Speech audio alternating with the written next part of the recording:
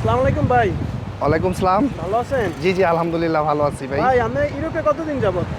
আমি তো ইউরোপে আছি হলো 22 ইয়ার্স। 20 ইয়ার্স। লন্ডনে কি এরকম গরম আর দেখছেন কখনো? ও না না না না, এত অনেক প্রচণ্ড গরম পড়ছে।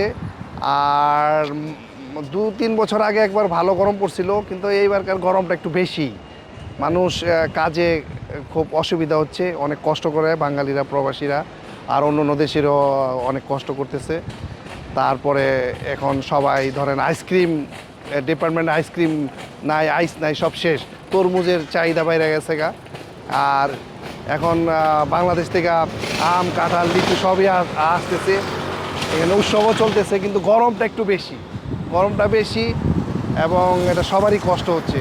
আর সবাই গরমের একটা অনুরোধ, সবাই বেশি বেশি পানি খাবেন এবং বাচ্চাদের দিকে খেয়াল রাখবেন একটু।